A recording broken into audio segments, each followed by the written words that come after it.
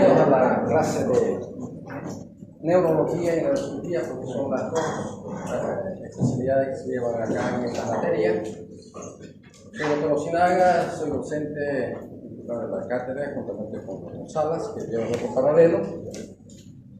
Y bueno, vamos a presentar primero nuestro programa, para que ustedes conozcan lo que vamos a avanzar este semestre. Como se dice, primero hay que ver el camino que vamos a recorrer, para que ustedes conozcan qué temas vamos a avanzar en este periodo. ¿Okay?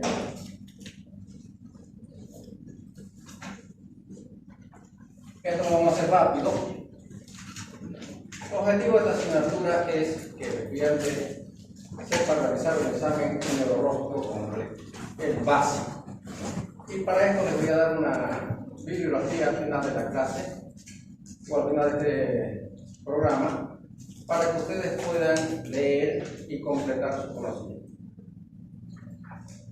Conocer los elementos básicos fundamentales de la semiología y la propedéutica neurológica. Vale decir que hay un libro básico que utilizamos que es muy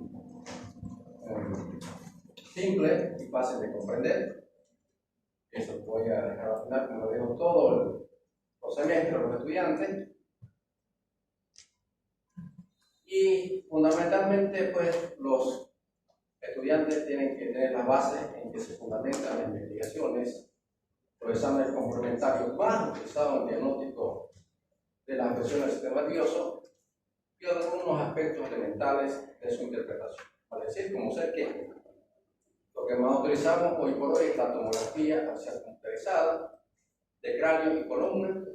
Utilizamos resonancia magnética, que son los exámenes más utilizados. También vamos a utilizar lo que es la angiografía cerebral, los potenciales evocados, la electromiografía, las placas simples de cráneo, en algunos casos que nos llegan algunos pacientes, ya sea de los hospitales de segundo nivel, que no terminan de hacer todos sus estudios. Entonces tenemos que saber interpretar todos los exámenes correspondientes a las afecciones del sistema nervioso. ¿Okay? Saber identificar las manifestaciones clínicas y curso evolutivo de los grandes grupos patológicos que afectan al sistema nervioso. Central y periférico, por supuesto, con mayor frecuencia son los traumatismos craneoencefálicos, para que vamos conociendo que los traumatismos craneoencefálicos son la primera causa de muerte en la población joven en todo el mundo. Primera causa de muerte, población joven. La tercera causa de muerte en todas las edades. Entonces estamos hablando de una patología muy frecuente en todos los hospitales del mundo. Afecciones vasculares también, que son muy frecuentes, enfermedades congénitas, tumores, infecciones, enfermedades degenerativas, enfermedades del sistema nervioso y sistemas con frecuencia en el sistema nervioso central, con las afecciones y repercusiones. El objetivo de la asignatura es que ustedes, como estudiantes, el principal motivo de consulta en afecciones neurológicas son las convulsiones y las cefaleas, que lo vamos a ver, es un tema que vamos a llevar los dos, tanto convulsiones como cefaleas, y vamos a ver que estas dos patologías, tanto la cefalea como las convulsiones, son patologías muy frecuentes en todas las consultas de todos los hospitales. Los vértigos también, defectos motores, alteraciones de conducta y de la conciencia. La alteración de la conducta generalmente ustedes llevan otra materia acá paralela, que es, ¿cómo se llama? La psiquiatría o la psicología. ¿Está bien? Y conocer las medidas terapéuticas generales, porque cuando ustedes ingresen ya como médicos, su primer trabajo probablemente lo tengan que hacer en una provincia, van a estar solos, o aquí mismo el primer trabajo que nos ofrecen a los médicos recién egresados es hacer un turno de emergenciólogo. Entonces, tenemos que estar preparados para conocer lo básico, darnos cuenta de qué está pasando con ese paciente cuando nos toque atenderlo, que estemos solos. ¿Okay? Y esto nos va a permitir el manejo y atención inicial en estos enfermos, hasta que podamos contactar a quién, al especialista. Y recalcar la importancia del diagnóstico clínico y neurológico. Es importante conocer la clínica eso era. Y en neurología es como el 1 más 1, 2. Exacto. Si nosotros tenemos los signos y síntomas de un paciente, ya sospechamos de qué se trata, simplemente los estudios que vamos a solicitar es para confirmar nuestro diagnóstico. ¿Y eso se basa en qué? Conocimiento de la neuroanatomía, la neurofisiología y la semiología. Las tres cosas que tenemos que saber, ustedes ya lo llevaron neuroanatomía, llevaron neurofisiología y semiología. Entonces, por consiguiente, ya están preparados para llevar las materias clínicas que tenemos. Entonces, eso es lo que vamos a hacer, los primeros temas, vamos a repasar la neuroanatomía y la neurofisiología. Porque en esta materia, la neuroanatomía y la neurofisiología van juntas. Entonces, y por supuesto también la semiología. Vamos a entrar a un tema de repaso, rápido. Se resalta la necesidad de conocer los elementos básicos del examen neurológico. Pues los traumatismos craneoencefálicos, ya les mencioné, y las patologías vasculares son patologías muy frecuentes en todos los hospitales. Quienes nos derivan acá son a los tercer nivel, donde yo trabajo, que en los hospitales nos derivan, que no deben conocer ustedes, solamente han hecho práctica de alguna otra materia. Entonces, estos pacientes generalmente llegan referidos de los hospitales de segundo nivel.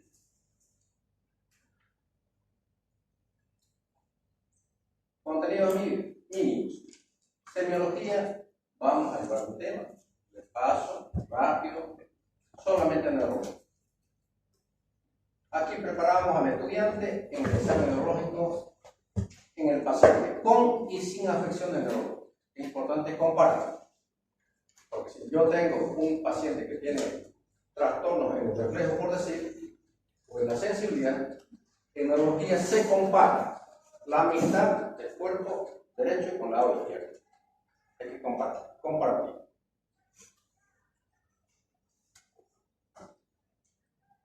Y esto nos ayuda pues a interpretar las manifestaciones clínicas que tenga nuestro paciente. Recordar que la patología neurológica, el interrogatorio proporciona el diagnóstico en un 60%, yo diría hasta más, hasta un 70-80%. Con el examen físico llegamos casi a un 80%. Enfatizar en la utilidad de desglosar el examen neurológico en diferentes aspectos con interés semiotécnico y semiológico. O sea, la conciencia, eso vamos a valorar en base a una escala que ya desde ahora lo tienen que ir buscando y leyendo, que es la famosa escala de Glasgow. Entonces, ustedes lo bajan. Los libros, los que les voy a recomendar, todos hay en PDF, que lo pueden descargar, gratuitos. Los que quieran tenerlo en físico, lo encuentran ahí en donde esos kiosquitos que venden al lado del hospital de niños, en la Cebale, ahí. Entonces, son libros muy básicos, didácticos, como el de Richard Snell, que es la neuroanatomía clínica. Voy anotando.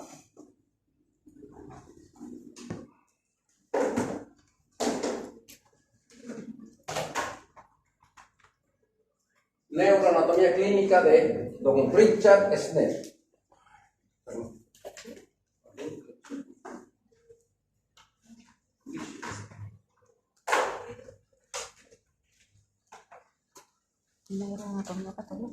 Neuroanatomía clínica de Richard Snell.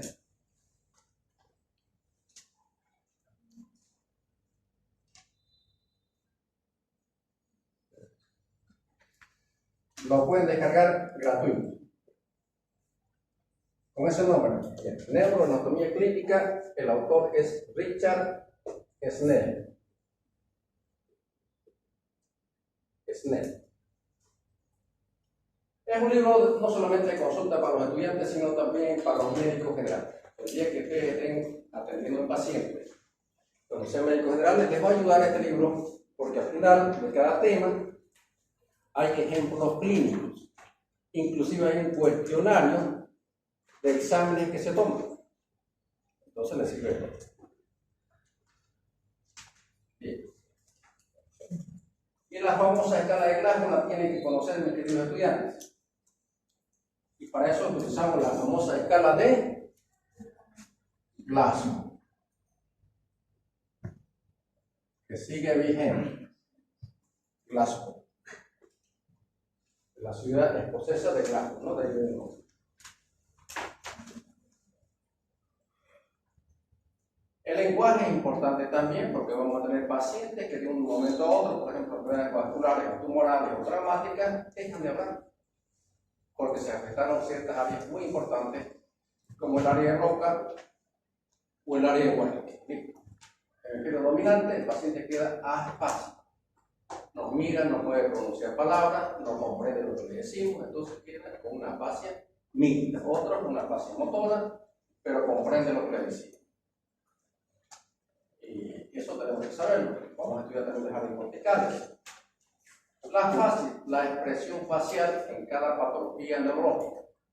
Allá nos da cómo vemos a los pacientes en la fascia asimétrica, por ejemplo, cuando se paraliza la mitad de la cara. Nos damos cuenta rápidamente de que el compromiso de un par craneal, que es el séptimo, inerva todos los músculos faciales. Como nos dicen los pacientes que llegan a la consulta, doctor, lo tengo en la cara chueca, no puedo cerrar mi ojo, me está doliendo, me está molestando, y lo tengo cada vez que quiero hablar o reír, mi labio se va volando. Parálisis facial periférica o a priori o de venta. La actitud, como lo vemos en los pacientes, en reposo o en su lecho. La marcha, cómo camina. Muchas veces al verlo entrar, el paciente al consultorio, cuando llega caminando solo, lo vemos que una piernita de un lado siempre va a andar caminando así, como semicírculo. Ya comprendemos de que hay un isomotor en ese lado, que la vía piramidal está afectada. El tono muscular que tocamos, cómo están nuestros músculos y comparamos con el otro lado, a veces está duro un lado, y el otro lado está normal, semicontraído, hipertonía, o muy blando, hipotonía. Todo el examen neurológico es comparativo. El trofismo, como hay atrofia, no hay atrofia, por difuso, realmente los músculos del lado afectado se atrofian. Movimientos de coordinación, especialmente cuando hay alteraciones en el cerebelo, le digo al paciente, lleve la punta del dedo a la punta de la nariz, lo lleva del lado sano muy bien y del lado afectado haga lo mismo. Comparativamente, se compone el movimiento, lleva a todos lados menos la nariz. Falta de coordinación. La praxis. Presente de movimientos voluntarios, reflejos superficiales y profundos. Esto tomamos lo más básico. En el superior, el precipital, estriborodial y cúbito coronal. Eso lo vamos a hacer por partes con ustedes en la práctica que hagamos en el hospital. El miembro inferior, el patelar y el aquiliano. La sensibilidad superficial y profunda. Vamos pasando un algodoncito, le preguntamos al paciente cómo observaba. Esto de acá es igual que esto de acá, no doctor. Al lado derecho lo siento bien, al lado izquierdo no siento nada. Anestesia. Le paso acá, esto de acá es igual que esto de acá, no doctor. Al lado derecho lo siento bien, al lado izquierdo lo siento como adormecido. Hipoestesia. Le paso acá abajo la tercera rama, esto de acá es igual que esto de acá. ¡Ay! Y se va a tocar. Le molesta al paciente. Hiperestesia. Vean cómo va cambiando la sensibilidad en diferentes patologías. Signo meningio, eso lo vamos a llevar en un tema especial, como es la rigidez de nuca, el signo de Kerning, el signo de Brusinski, que vamos a llevar en estas patologías. En la meningoencefalitis. Los síndromes, un tema que vamos a avanzar muy pronto, es el síndrome piramidal. la afectación de la vía motora voluntaria que es surgida en la corteza, en el área motora o área de Broca, ahí detrás de la cédula de Roland. Desciendes todas las fibras y se cruzan en el bulbo y van a inervar todos los músculos esqueléticos que salen de la médula espinal con las raíces nerviosas anteriores y terminan en nuestro músculo esquelético y nos ayudan a ejecutar movimientos. Cuando se afecta esa vía, ¿cómo quedará el paciente? Simple, sin movimiento, con una hemiplegia, mitad del cuerpo que no lo mueve, o una hemiparesia, mueve pero con dificultad. Bien. ¿Cómo nos ayuda la anatomía ya? De entrada, a reconocer qué sistema está afectado. En este caso, la vía piramidal, la vía motora voluntaria. ¿Está? ¿Y qué la afecta? Traumatismo de cráneo, enfermedades vasculares, tumores, todo eso. ¿Cómo se clasifican? Directas que son las corticales, capsulares o talámicas, es su descenso hasta, o las alternas cuando hay afectación del tronco cerebral y aquí ya aparece un par craneano de un lado y un compromiso motor del lado opuesto.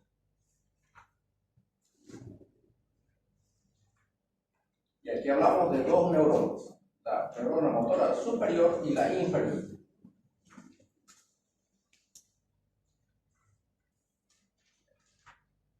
Ahí vemos el recorrido. La vía motora como desciende y en el bulbo se cruza y va al lado opuesto de la médula.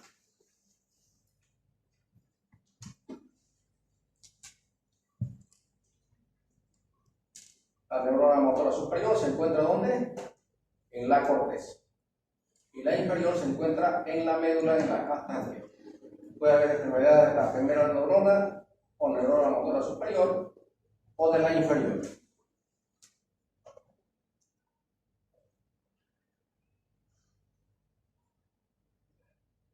Los meningios, vamos a ver un tema completo de todo lo que pierden.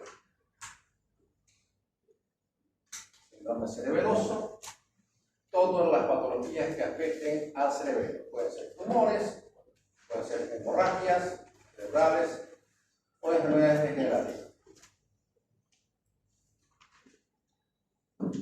Síndrome de terapia piramidal, aquí vamos a hablar de patologías, algunas que son muy conocidas seguramente por ustedes, como la enfermedad de Parkinson. Entonces vamos a hablar acá de Parkinson. Y otras enfermedades que afectan al esta vía extrapiramidal. Temblores, la Corea, el adolescente, la de Sydenham y la de Huntington de la luz.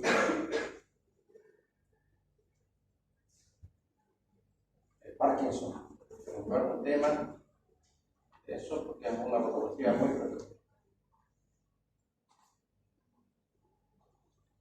Sensitivo también vamos a llevar, como es cuando hablemos de médula, vamos a hablar todos los síndromes, especialmente el bronce 4. Sección medular, cuando el paciente pierde toda la sensibilidad, desde el nivel de la lesión hacia abajo con anestesia. Toda, sensibilidad superficial y profunda y dolorosa.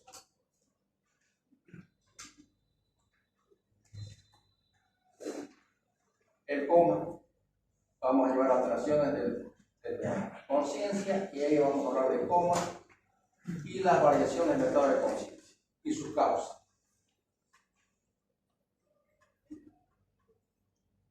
Y por supuesto la famosa escala de Glasgow, que ya les dije que estuve, lo vamos a borrar esto para que no borre esto. Parece que tener que borrarlo con. Bueno, ha sido esta escala.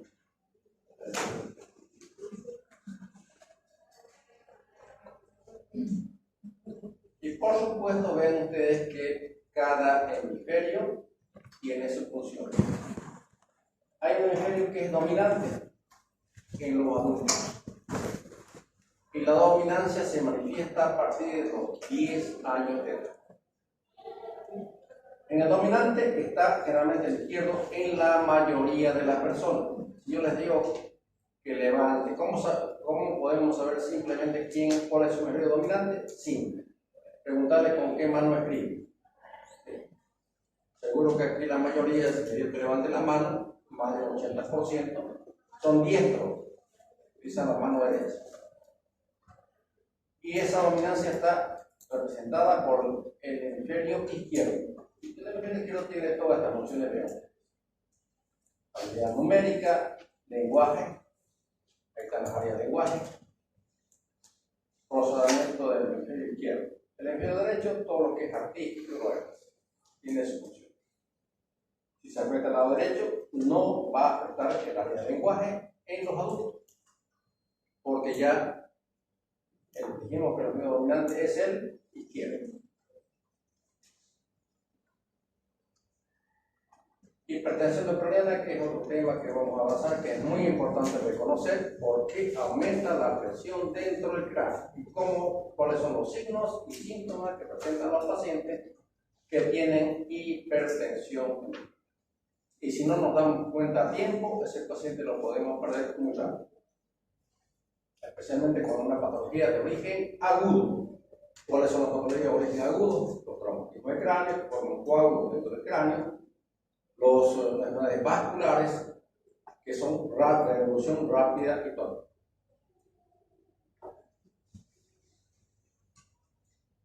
Un tema completo vamos a hablar sobre hipertensión endocrina. Frontal, todas las patologías afectan a este lóbulo. El parietal, los que afectan al lóbulo parietal, y así, temporal, occipital. Vamos a ver qué funciones son las que se afectan en estos lóbulos y qué clínica presentan nuestros pacientes. Para eso, ¿qué tenemos que saber, jóvenes? Anatomía. Para eso vamos a estudiar un tema que se llama áreas corticales del cerebro, de todos los glóbulos. Entonces, ahí nos vamos a dar cuenta si el paciente está con una hemianopsia, por ejemplo, afectó el lóbulo occipital de un lado, y el paciente me llega y me dice: doctor, tengo dificultad para mirar, le hago un examen y veo que el ojo tiene una hemianopsia, una ceguera militar camposo. Le muestro un objeto ahí, ¿lo ve? Una persona normal lo ve. No lo veo, doctor. Llego a la mitad y de aquí para acá me dice: lo ve, de aquí para acá no lo ve. Hemianopsia. Con el otro ojo lo mismo. ¿Qué se afectó? El lóbulo occipital, donde está el área de la visión. O llega una ceguera súbita de origen cortical, no ve nada. Hacemos un estudio y nos encontramos con un infarto cerebral en los dos lóbulos occipitales. Pierde la visión totalmente. Triste ver que a veces personas jóvenes que pierden la visión de origen central. Pacientes pierden la vista para siempre.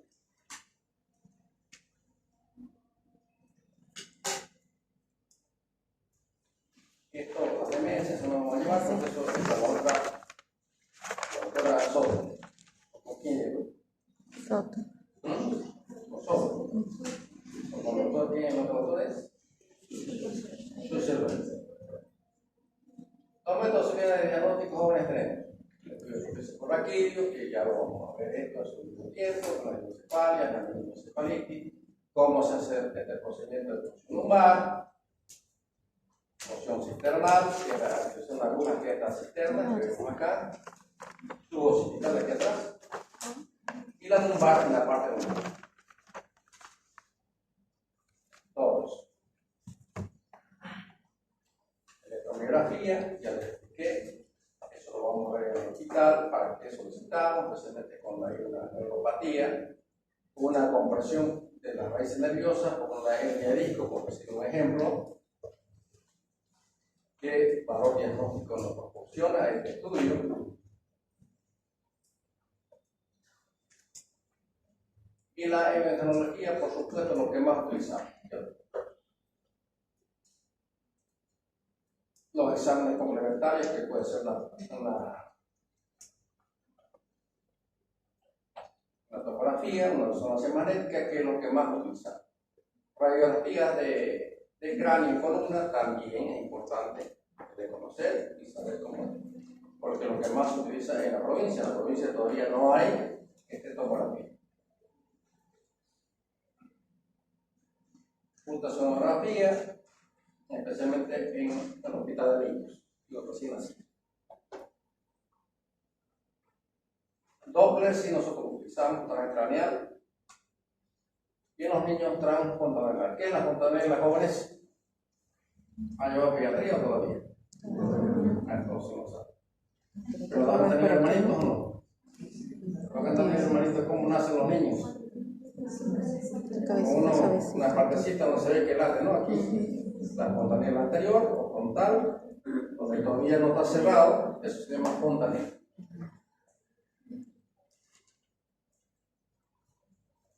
La tomografía es el estudio hoy por hoy más utilizado para nosotros, ¿no? La resonancia magnética también, un estudio mucho más costoso, por suerte ya tenemos los hospitales públicos. Bueno, ya se puede hacer.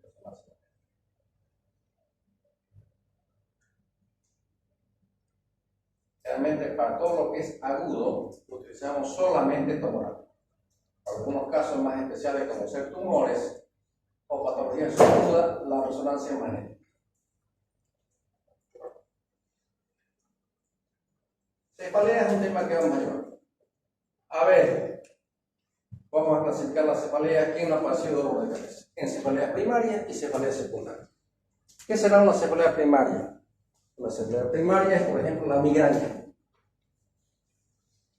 Es una enfermedad en el paciente, más frecuente en el sexo femenino. Aquí veo que generalmente en todos los años que más estamos teniendo mayor cantidad de sexo femenino en los estudiantes. Entonces ya se ha invertido todo eso. Cuando yo estudié, tenía 3 compañeros. Ahora ya está yendo al revés, ¿verdad? Pero es muy bueno. Entonces, la cefalea primaria, una de ellas es la migraña. ¿Quién no ha padecido de migraña? Muchas personas. Y lo vemos a diario en las consultas en los hospitales.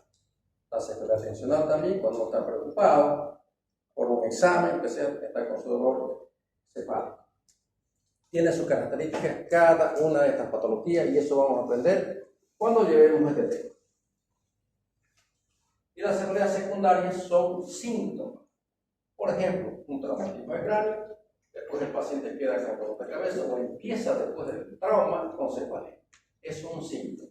O cuando un paciente tiene una meningoencefalitis, una infección, empieza con fiebre y con cefalea. Síntomas.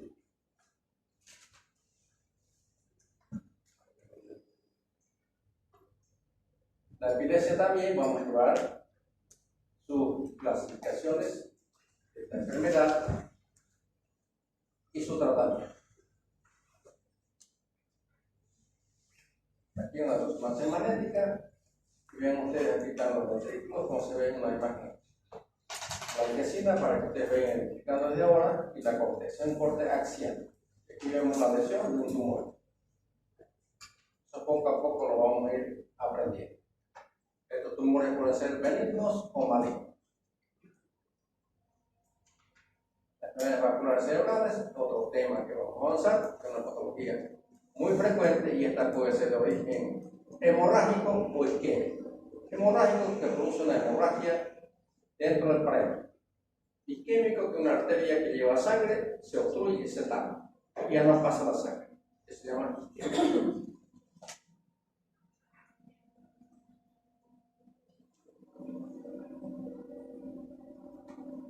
La hemorragia sudoronidea es otra patología que vamos a llevar y que vamos a ver seguramente muchos pacientes con hemorragia sudoronidea por ruptura de aneurismas cerebrales. Entonces, eso lo vamos a ver en la clínica con nuestros pacientes y en el hospital y en los estudios. Los tumores de traumatismo craneoencefálico, ya les mencioné. Una patología muy frecuente en todos los hospitales.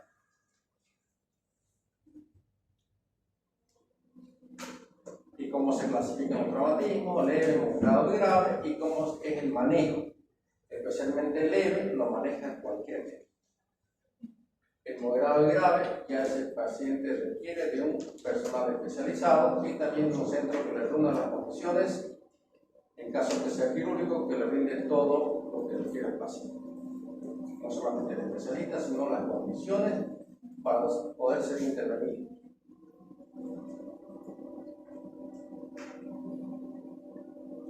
Las infecciosas también frecuentes, bacterianas, las virales, la parasitosis, muy frecuente en nuestro medio también, la neurocistosis cerebral, que de pronto nuestro paciente presenta convulsiones, hacemos los estudios y nos encontramos con los cercos a veces en forma activa en la corteza y que hay que hacer tratamiento con antiparasitarios, como la albendazol.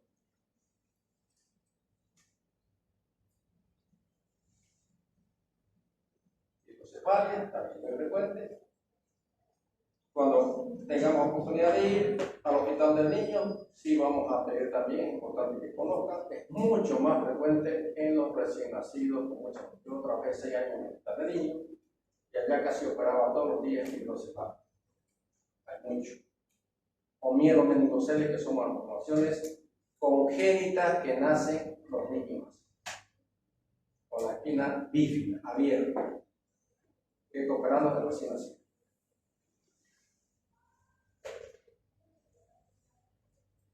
Los traumatismos raquimolares, hoy por hoy, muy frecuentes porque pueden ser de origen de accidentes de tránsito, accidentes laborales o de otra naturaleza.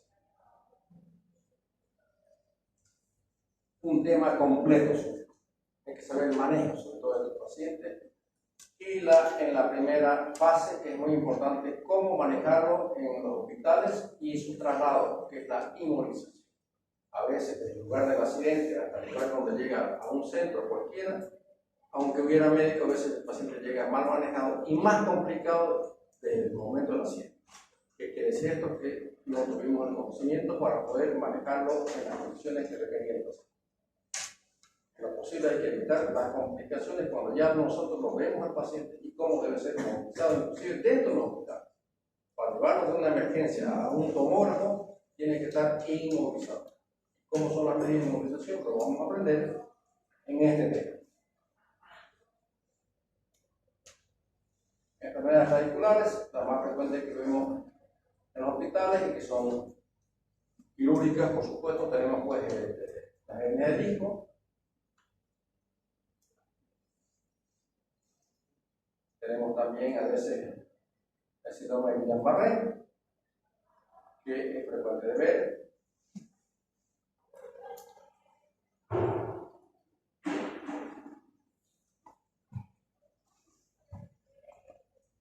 Entonces vamos a nervios periféricos, todo eso vamos a ver. Síndrome de Guillain-Barré, que ya se lo mencioné. Los pacientes que se van paralizando su cuerpo de forma a veces ascendente, hasta llegar a veces al bulbo y producir un símbolo de las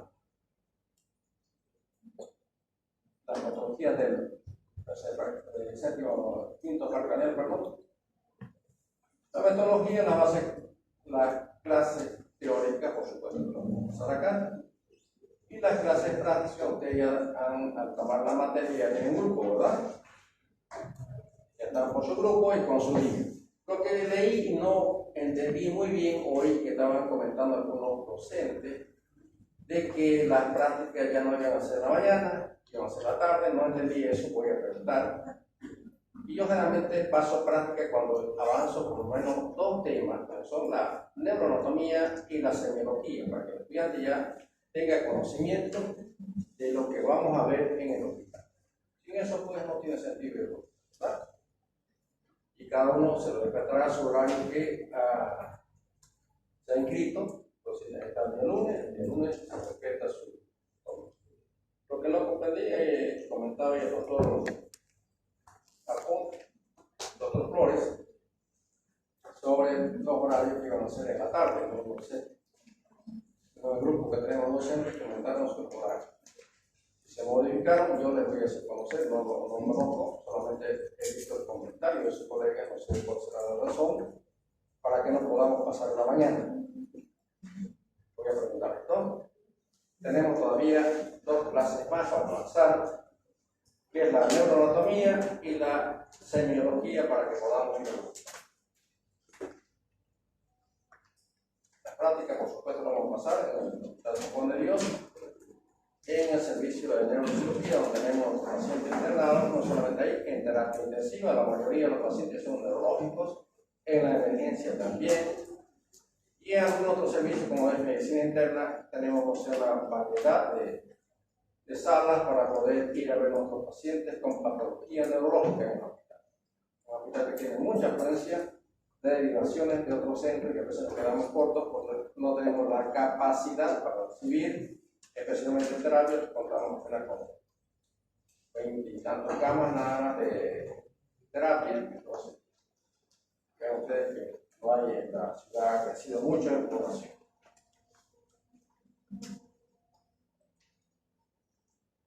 En cuanto a la práctica, yo generalmente hago una evaluación continua, formativa, digamos, y va a ser dentro del ámbito. Son los temas que se avanzan. Yo generalmente avanzo un tema y les digo que a la próxima lean eso. Entonces, sobre eso les voy evaluando en forma periódica la parte práctica.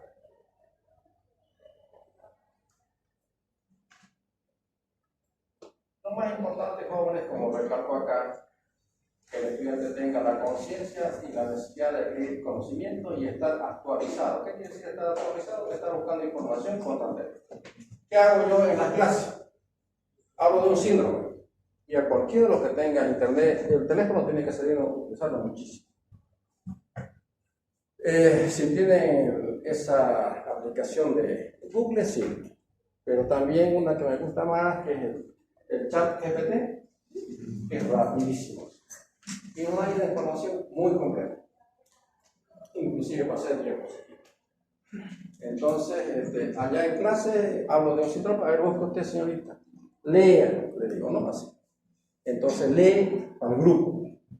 Ya salimos de ahí, busquemos imágenes, nos presentamos las imágenes, porque nos da toda la información rápida en el momento. Y ustedes empiezan a manejar eso y no salen con las dudas, salen ya con todo el conocimiento que estamos aplicando en ese momento.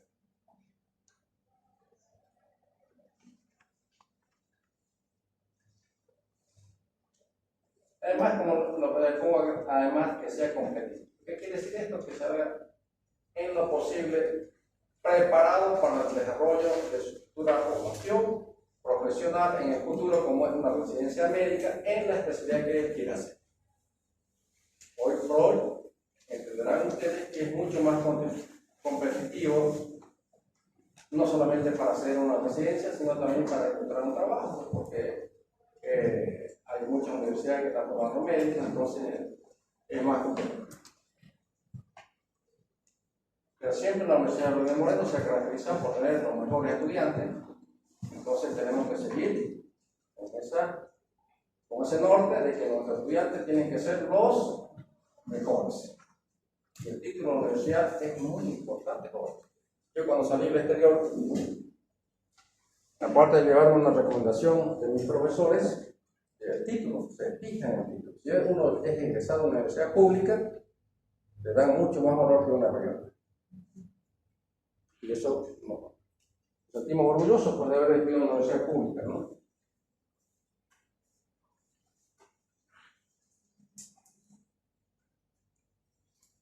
Bibliografía. Este es el libro que les voy a recomendar, se conoce Osvaldo Puccinoni.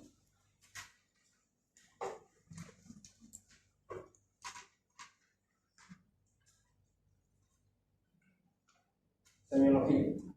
Es muy didáctico, muy simple para comprender.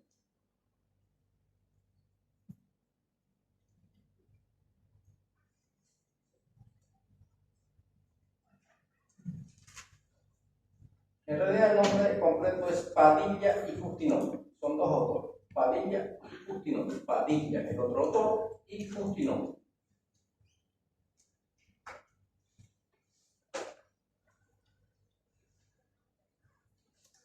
Cuando yo llegué, vean ustedes, yo no lo conocía este libro, cuando yo llegué a hacer la especialidad, mis profesores que tenía me recomendaron el libro que lo estudiara y me fue muy bien. Es más fácil de comprender que los libros que yo había conocido en la universidad. Yo estoy en Cochabamba. Entonces, resultó mucho más fácil y más didáctico estos libros. Bueno, los profesores, perdón, ese no lo vamos a hacer. Yo les voy a recomendar lo que si quieren, también lo podemos dejar cuando hablemos de compra. Es estupor y compra. Su título de este libro es Estupor y compra.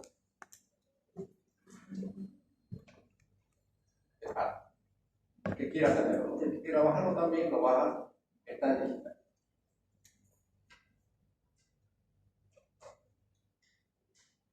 No importa.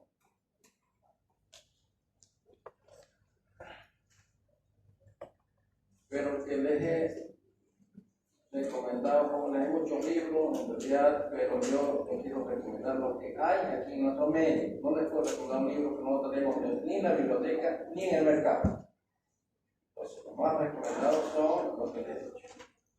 Neuroanatomía clínica, que les va a servir porque habla de clínica y conocimientos de la neuroanatomía. Y el de semiología de cultura. Esos dos libros les recomiendo a todos, que les va a servir inclusive en su vida profesional.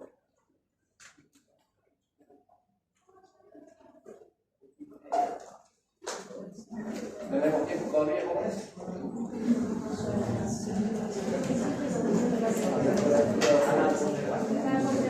Bueno, jóvenes, entonces el próximo tema que vamos a llevar, se puede poner acá, es este acá, y van a... ¿Quieren ver la luz? O quieren ver lo primero que está acá, es anatomía. Un repaso de la neuroanatomía.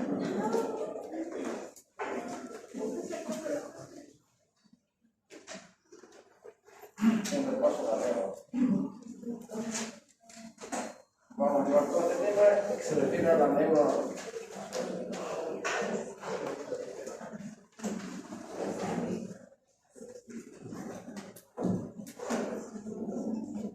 Neuroanatomía.